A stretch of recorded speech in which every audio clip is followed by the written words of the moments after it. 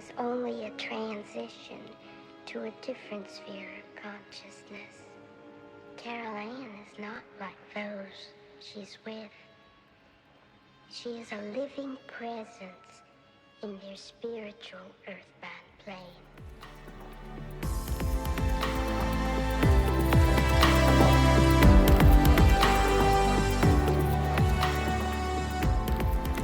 Hello and welcome to episode 6 of the Talking to the Dead podcast. So this week has been an interesting one, and since my last message is last Wednesday, a strange thing has been happening to me, mainly because of friends talking about angels. And angels is something that I know very little about.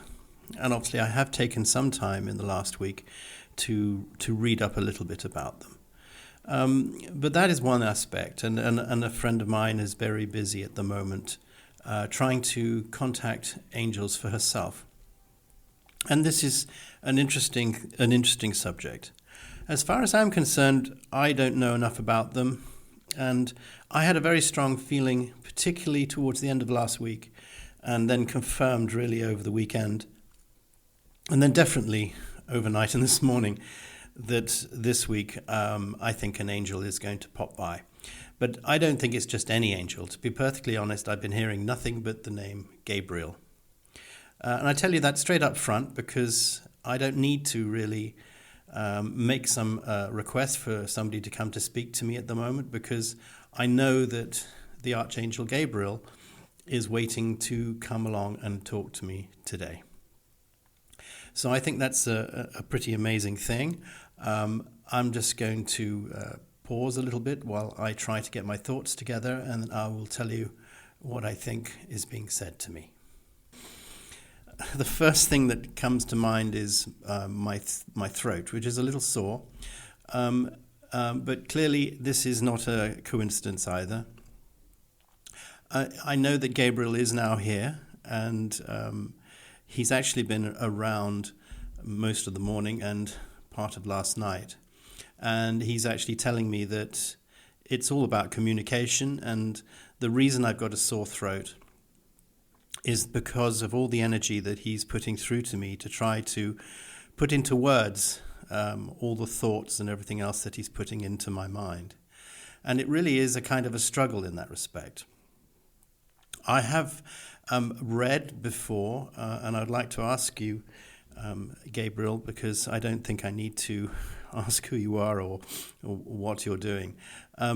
Why have you chosen to come to speak to me and no other angel?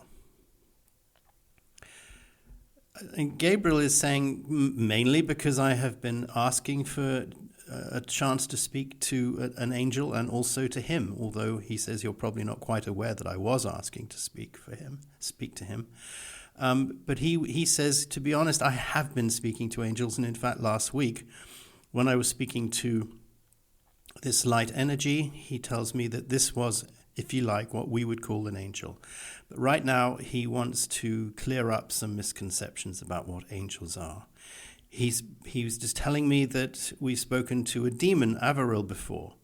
And he says that he's no different really from the demon, except that the demon represents sort of the polar opposite in terms of what we as humans would perceive as good and evil. Well, that's not surprising, is it really, Gabriel? Because clearly I was taken by Averil when I spoke to him, and I was struck by the fact that he seemed to be so friendly, and I was almost slightly suspicious of that. Gabriel is kind of laughing at me, and he's saying, no, come on, it's okay, there's no problem either way whether you want to talk to someone who is an angel or a demon. But he says the misconception is there's such things called angels. He said all angels are just collected consciousness. He said they are part of me again. We all, as people living in this human experience, are part of this consciousness, which we talked again about last week, didn't we? Yeah. And he says that you mustn't see me as some independent being. He is a collective being. He's a collection of almost infinite numbers of consciousness. And because we have created that, so he's saying we have created this, and we've created the Archangel Gabriel, because enough of us, through, I suppose, millennia, have created through our minds the person that is the Archangel Gabriel. We've created through worship, I suppose, in the past. He's saying people have painted him. They've created these sigils. He's become the stuff of legend. Well, I want to ask you about that if I can. If you're just a collection of consciousness, which is fine, and you're not an angelic being on your own, which is what he's saying to me, and I am part of you and you are part of me.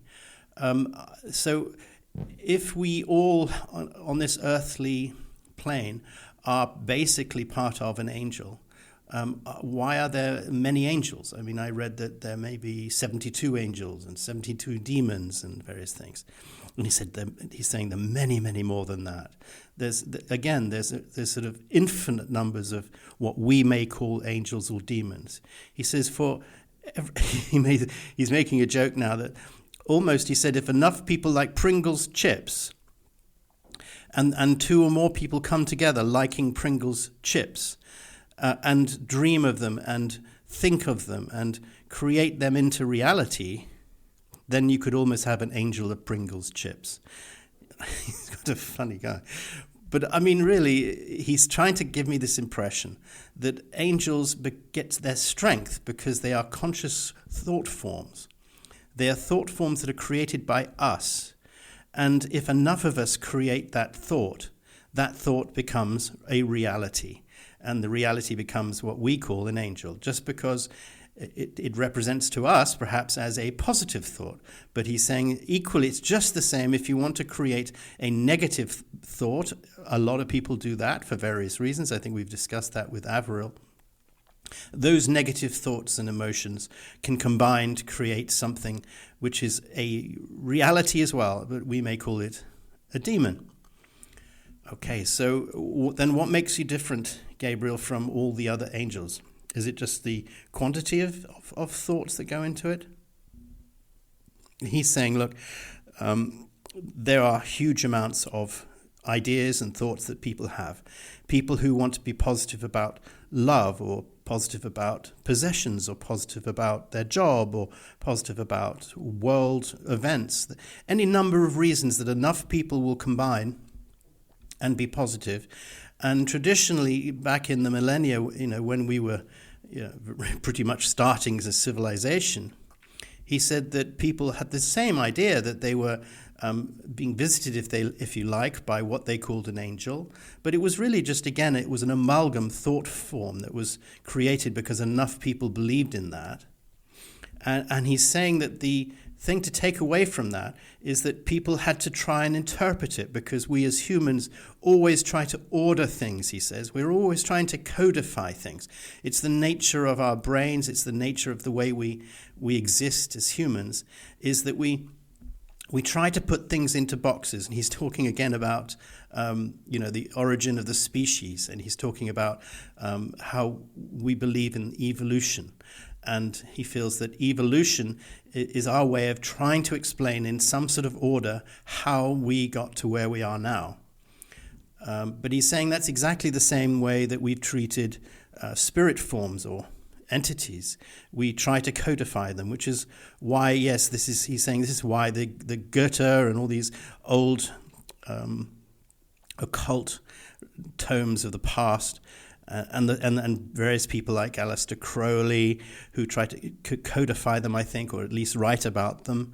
They were all given names, they were all given sigils, they were even given looks. Some angels looked a certain way, demons looked a certain way. They represented certain things, and they were all given their unique identity. Yes, and every identity represented what the human mind was trying to distinguish these different conscious thought forms as. So it's very normal for us to codify things, to create an origin of the species, to show some sort of evolution, to look at things in terms of the way that we look at the world. And he's saying to me, and I'm seeing this now, this sort of idea of armies and soldiers was a very primitive way of organizing society. Society was very feudal once, and certainly most of the learning that's been passed down over the years came through feudal societies, where there was always somebody in charge and there was a hierarchy going down to the simplest person. And we've obviously decided to do that for our own convenience with the spirit world because it makes it easier for us to understand. But he's saying, to be honest, at our level of consciousness now, where we're living, it's not really necessary to do that. But he says it's no harm because, it is there. That is the representation that we see. And if that's how we want to be, if we want to see an angel as looking a particular way, or even calling it an angel or sounding a particular way, that's fine, because he says they are individual. Of course, they are completely individual because they represent a pool of consciousness. And they exclude that other consciousness that is not relevant to them, and that becomes another pool of consciousness. And if you want to call each pool of consciousness an angel or a demon, then that's fine. That is the way that we perceive it. Okay, so I would really like to ask you, Gabriel, just something about you and everything that you do, because obviously people over the generations have mentioned the angel Gabriel as the person who, I believe, announced the birth of Jesus Christ, or even, I think, the prophet Muhammad, and you should say, may peace be upon him, apparently saw you in a cave, and he was, I think, almost a wordless shepherd who brought writings that you dictated to him. And that was then written down by scholars and various things like that. I mean, can I ask you, is there a truth to any of this? And he's saying to me, yes, of course there's a complete truth to it, because he says to the Islamic people, the truth of what they see is through me, and to the Christians, it's the truth as well. Whatever actually happened, he said, and he's saying actually things did not happen the way you think they happened, but the collective consciousness of the people at the time and in subsequent years have kind of validated these stories, and have enshrined, if you like, in your human history that he was the person involved in both of those religions. He said that, of course, the people who were calling out to him had an effect on him, and the people eventually, over the years, created enough of a thought form that the angel Gabriel could be this person who was responsible for the announcing of Jesus Christ, or the announcing of what would eventually become the written Quran. But he said, in its own way, that is fine, and there's no contradiction, because it was merely the use of himself as a vehicle to show that it was some sort of spiritual message that was being passed to humans. And he said that's exactly the truth, because that's what he's doing, and that's what he's doing now. And he said that gave him the reputation within human history as being a messenger. But he says all angels are messengers. All angels are messengers, but also they are doers. They actually do things. And he says that he does a lot. And he can be asked for a lot of things, and he can give a lot of information. But one of the things at that particular time in history, if you're looking at the story of the birth of Christ, and he's actually saying to me he wants to talk a little bit more about that, because he knows that I got an email from a friend the other day about Christmas, so he does actually want to say something to Isabel on that later. He's saying, he said, if you look at the birth of Christ, it was a feature of our religion. It's a central part of the belief system of millions and millions of people. It was something that was recorded after the event by people and read and taught to countless individuals over many, many years. And there is a huge amount of truth in that. And as far as his real actual involvement in talking to shepherds or whatever, he said, look, he hates to disappoint us, but he didn't so much as appear to them as an angel Gabriel. He appeared to them as a thought form, and he was able to communicate to particular people at that time as he is communicating to me now. And yes, I have to ask you that, because he knows what I'm going to ask. I said, is there really a person as Jesus Christ? Was he really the Son of God? And he said, most definitely. He said, without any question. He said, I just want to clear that up as well. He said, of course there was a Jesus Christ. Was he the Son of God? Well, first of all, he wants to qualify what God is. He said, God is all of us. Again, all of our collective consciousness, if you like, together, and all the different families of consciousness that exist or have ever existed or ever will exist, is what I would probably call God. It's like some great big cloud consciousness. And he said from that came another form of consciousness that became human, and that human is what we would call Jesus Christ. So is he the Son of God? Of course. But no more and no less than you and me. We're all the Son of God. So he said there's no misunderstanding there. Of course, Jesus Christ was the Son of God, and he said he became a spiritual teacher and a great man, and he became almost a legend in his own time. And of course, historically, he's telling me he's become the real figurehead to millions and millions of people in an established religion. But he said it's absolutely no different from what happened with the Prophet Muhammad, may peace be upon him. He said it was exactly the same. There was this chance that I could communicate something that people needed at the time, and I helped facilitate that, and it became what people knew as Islam in the end. It's part of his responsibility. He said, you've heard that before, I know, that when you are in the spirit area, you can choose to do things that either are for your own benefit or you can actually use it to help humanity develop. And he said that both the cases of Jesus and Muhammad and all reflect groups of spirits that wish to communicate their message to help humanity develop. And he tends to be the person that represents the most of that. So, of course, I'm just having a thought myself now because, has there only been just Jesus or all these older religious figures that have represented things? And he's saying, no, of course not. He said, right now as we speak, there are probably hundreds of people who are as valid and are as in tune with the needs of human society as the Jesus figure, or whatever you want to call them, that existed before.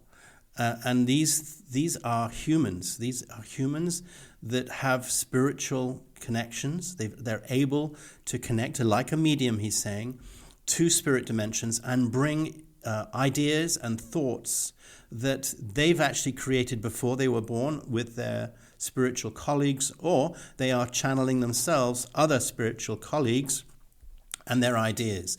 And all of these ideas are there to not only show people what reality is, but also to help them deal with the reality that they're living in. But he's again absolutely showing me that, please, don't try to create this idea that God is some man or woman or some greater being. He is us. We are all part of this great consciousness, and call that God if you like, but we're all part of that. As much as he is. He's just another form of being. He's never been a human, and he wouldn't want to be, because he's somehow a collection of so many humans and so many different realities now, that just to become one narrow human has of no particular interest to him or any benefit to people.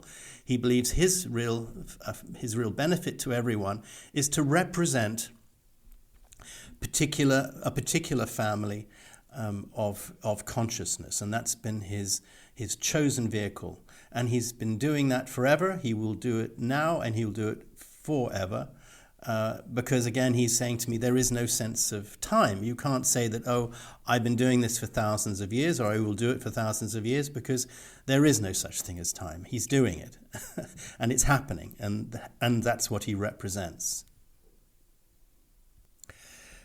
Oh, I have to take my breath. I would also like to ask the question, because I'm fascinated by having an archangel, or whatever you are, and what you represent. But it's not every day that one gets a chance to talk to an archangel. So I want to ask you just another question. I mean, if people around the world, like my friend, wish to contact angels or contact demons, is that right? Is that something you should do? And he's saying to me that we're all doing it all the time. We're doing it all the time. Most of us are probably doing it in our sleep, but he says that every time that you have this thought in your mind that may be an answer to a question, or a feeling that's a strong feeling maybe that you need to do something, or do something in a particular direction, or make a particular choice, he said that is coming from you, that is coming from your... He keeps saying something like a Gestalt personality. I've heard that before, but it's this wider cloud of consciousness that we're all part of, this huge, great big family of souls. And we're just tapping into that because we are always there. We're always together. We're always in this light. We never leave it, and we never have to go to it, as we mentioned last time. It's part of us. And he's just saying that all he does is represent to us in humanity as being the kind of biggest representation of that particular family. It just so happens that I'm in that family, so it's very normal for him to be there. And I'm just asking, well, what about Raphael and Michael and Oriel and the other guardian angels? And he's saying that they're just the same as him. There is no difference. They represent another group of consciousness that people have thought of and formed a reality from, and their souls end up being connected to that. But he says, I'm not connected directly with those other three. I am connected to him, which is why he's come through to speak to me, which is interesting. So I suppose, and he says that other human beings may be connected to the other three guardian angels, which is fine, and will see and have experience of other angels and other demons, completely different from my experience.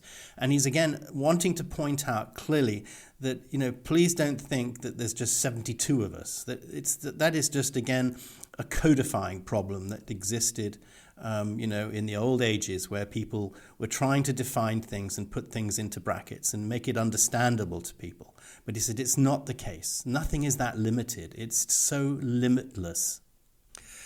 So, Angel Gabriel, I had another thought. Do I call you sir, or do I call you madam? Do you have a gender in that respect? Do you have a thing like we're talking more and more about in human life, about an identity? And he said that, actually, he's going to surprise me. He said, I can call you she and her, because that is something that I probably have always perceived an angel to be. And if that makes me comfortable, she is very happy with that. But it makes no difference, because she isn't a she or a her or an it or a thing. She is something that is timeless and limitless, and a form of consciousness that I can just give it an identity as much as I want. And he said, if you like, that's what's happened for hundreds of years, that people have given her an identity. An identity is somebody with lots of wings or different colors or a particular look. He said, call me she if you like, and that's absolutely fine. So I would also like to ask then, what relevance then does an angel or an archangel have in 2023? How can that be useful to humanity? And immediately I'm getting this very strong feeling, and actually it's a feeling that I think I felt this morning, which is, if we ever needed angels, we need them now. If we ever needed the belief in this ability to contact what is part of us, which is an infinite part of us, and bring some of that into the world, it is now. Because the feeling is very much that we, by not paying much attention to things and not really believing that our ability to connect to our family of consciousness, or even change the way things happen through a collective thought process, because we don't believe in that very much anymore, we are becoming a little bit open to the randomness of events. And he said there is a sort of, if you like, a disquiet between the positivity and the negativity.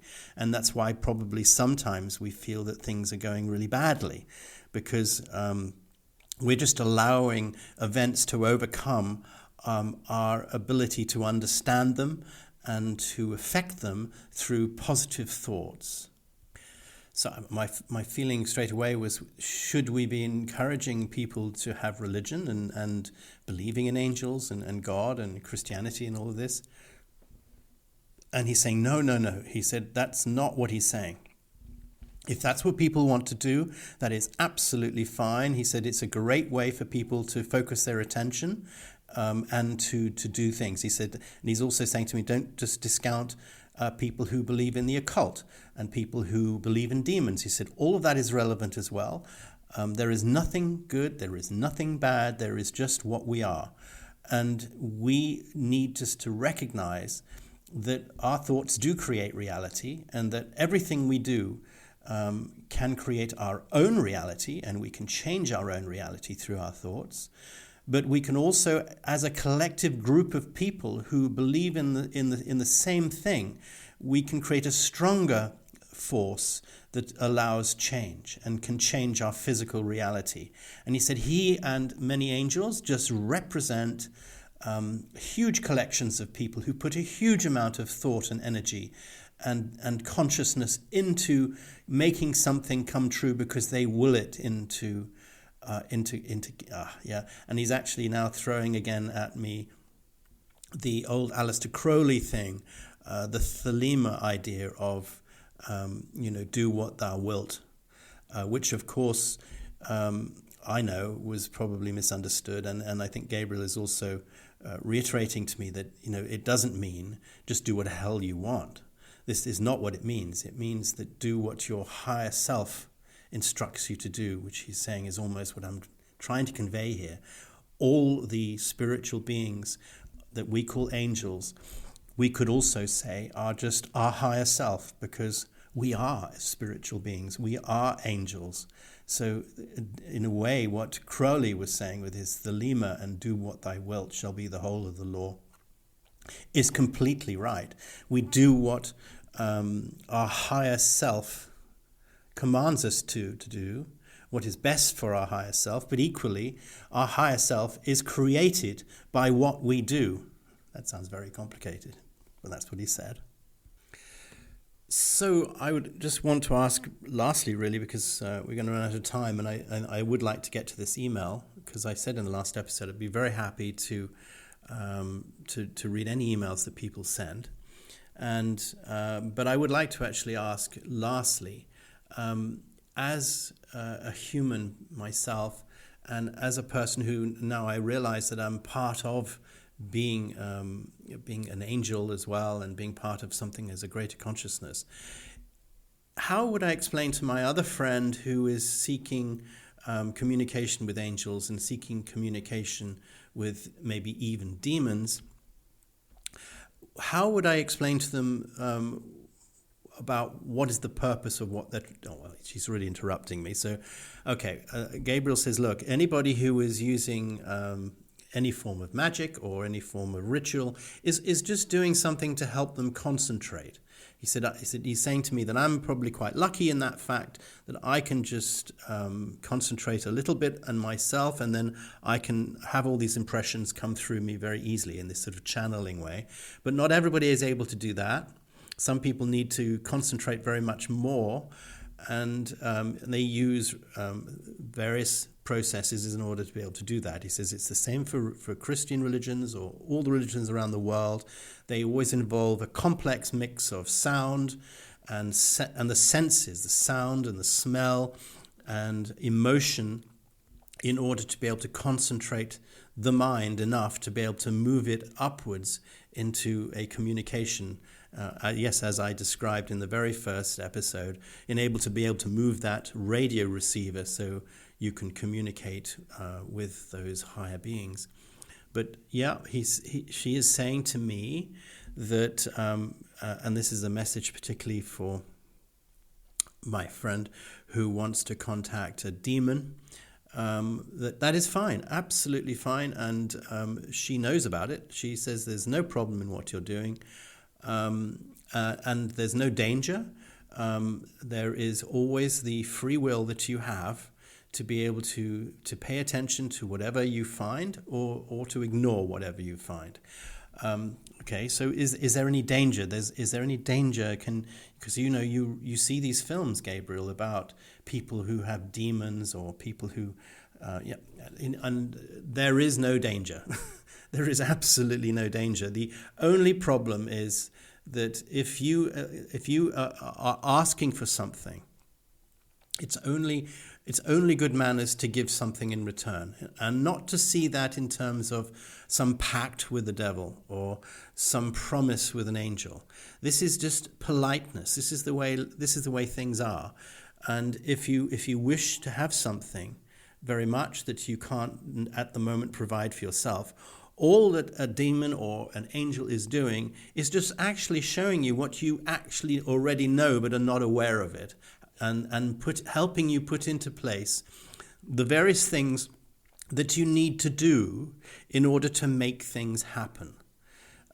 So it's not a question of you saying, "Oh, I want to have £1 million, please," and expecting an angel or a demon to provide that for you. That is completely possible, she's saying. Of course, it's completely possible. But it's possible for somebody to make £1 million without even contacting demons, because they're using their higher self in a way that they're not ascribing to angels or demons.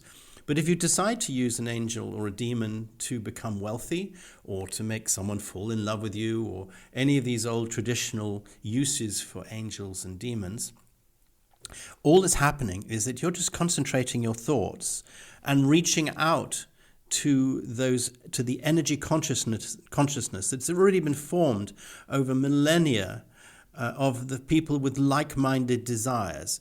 And if you want, she says, the only sort of risk that you may have is that you may be contacting some of these beings within the spirit world who perhaps were not happy.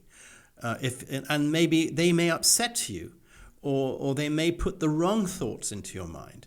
And she's actually saying to me that historically that has happened, where people have, if you like, wanted something and have approached, if you like, a demon to make something happen their way. And then in the end, they have that feeling that they've been tricked and it didn't kind of work out the way they wanted. They may have got part of what they wanted, but they may have actually ended up having attractions or being attracted to other things, or having to have done things that they didn't want to do to make their wish come true. And Gabriel is telling me that's exactly the issue, is that it would be very much like, she's given me an example, it would be very much like you have 3 or 4 friends and you ask these 3 or 4 friends for help.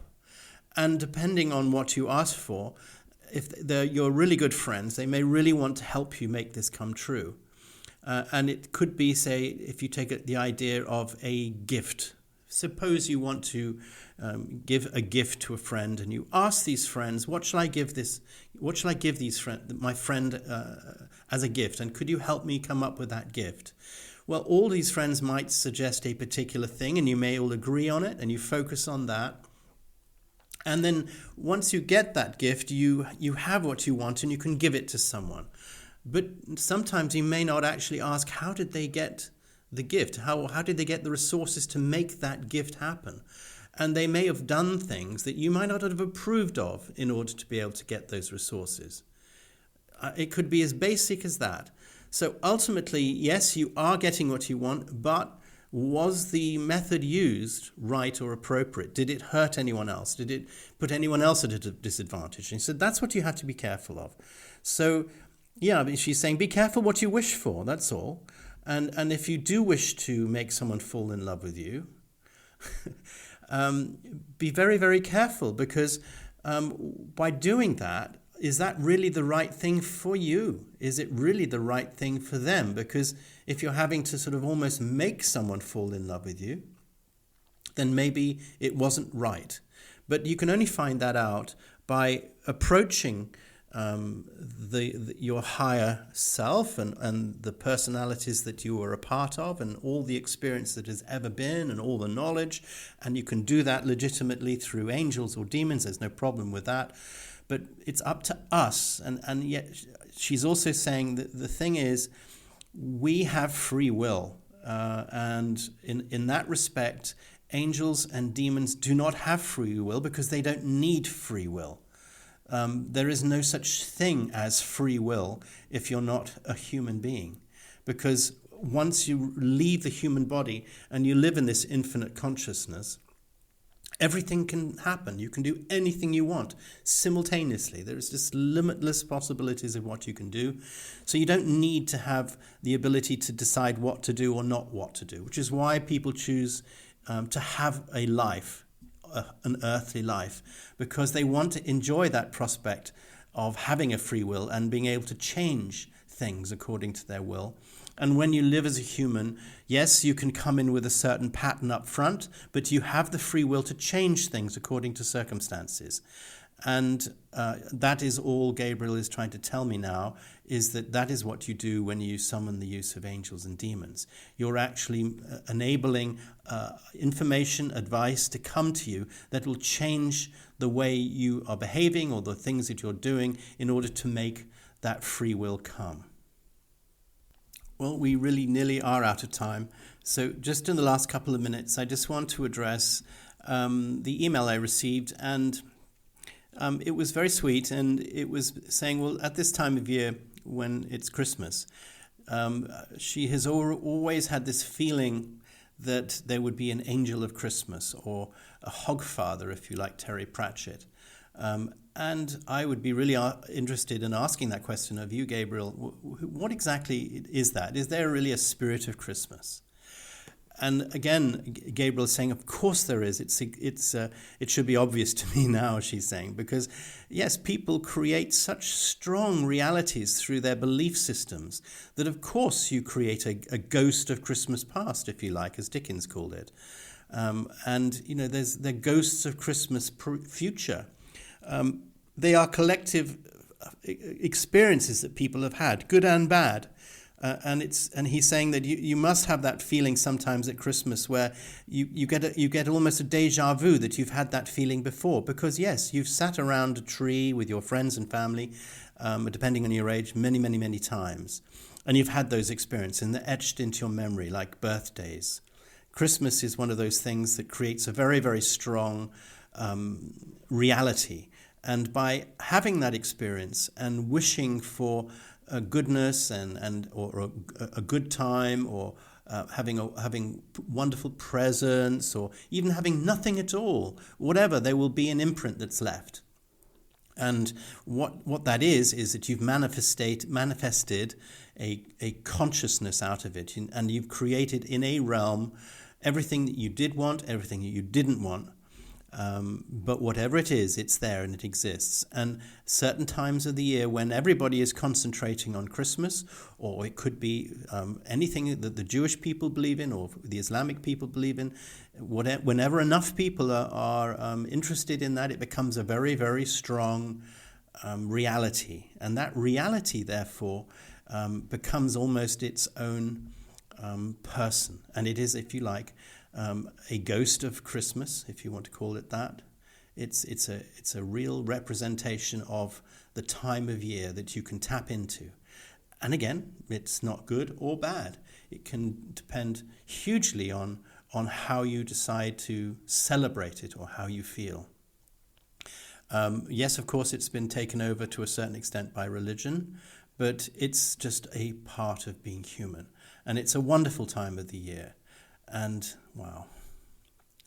Thank you so much, Gabriel, for coming in to speak. I'm so honored to think I could speak to the angel Gabriel. Thank you so much.